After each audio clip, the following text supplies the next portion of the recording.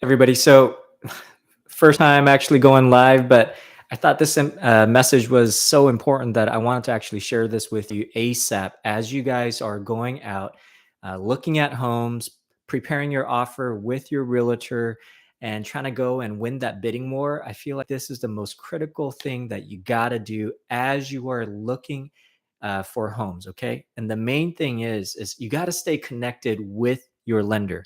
And the reason why I say that is twofold. One is the rate is kind of like fluctuating all over the place. So you want to make sure before you go in and look at that house or before you're going to put that offer in, connect with your lender to make sure, okay, the rate that was quoted to you, the scenario and the options that were quoted to you 2, 3 weeks ago, they're still valid because rates are changing dramatically week by week. And you want to make sure, especially if your ratios are tight, if your DTI is tight, if your cash to close and your down payment is tight, that fluctuation is not going to put you out of the market, because the last thing you want to do is go get ratified, send that earnest money deposit, and then the deal fall through because your loan fell through, and that's because you didn't stay connected with the lender. Because typically what's been happening half the time with my clients is I get a ratified contract, and then I'm made aware, like, hey, my client got ratified, and then it's for this home, this is the purchase price and everything.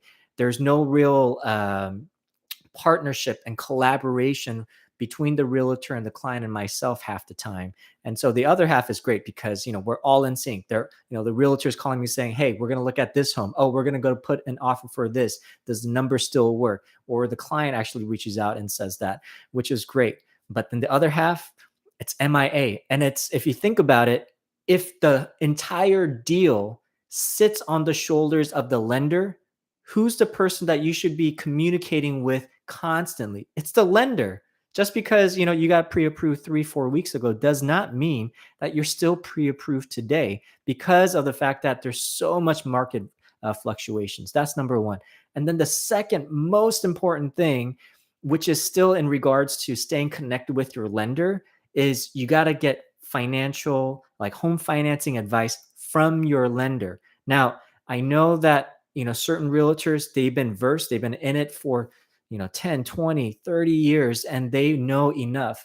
But still, I get one of the most common areas where I see that realtors are guiding and giving misinformation, giving actually really, really bad advice, is around appraisal gap strategies. I had this one client where they did not know. And I asked them, like, hey, I saw that you lost the house on the bid. I'm sorry. What happened?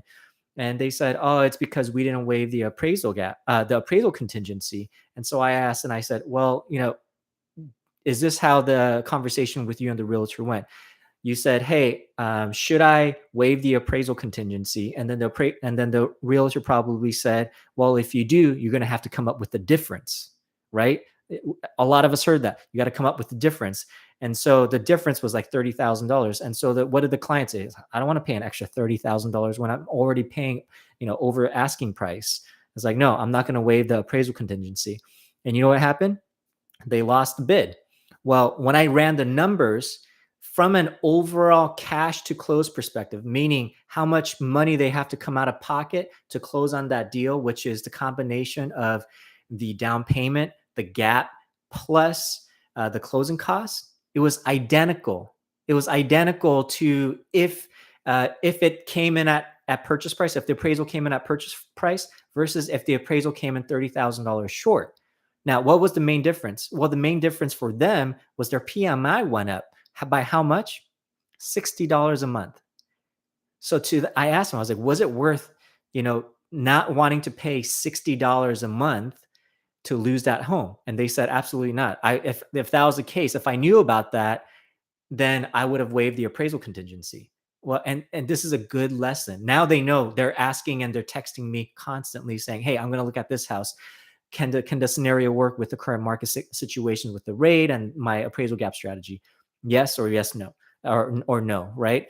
And so the important thing is you have to stay connected with your lender at all times, because again, at the big picture, where does this entire deal of you being able to get that home or not sit on. Whose shoulders? It's the lender's shoulders, because we are the one who's doing all the analysis and making sure that you can get financing to buy that home. Now, if you're a cash purchase, that's a different situation. But I'm talking about folks who are getting home financing. So I hope that helps you. I thought this message was very important, so that's why I went live and want to share this with you right away instead of waiting and then editing all this stuff. So hope this was helpful. And then if it was, please comment below if it was, and if there's any other questions that I can help answer, feel free to comment there, or you can text me directly at 240-292-1663. All right.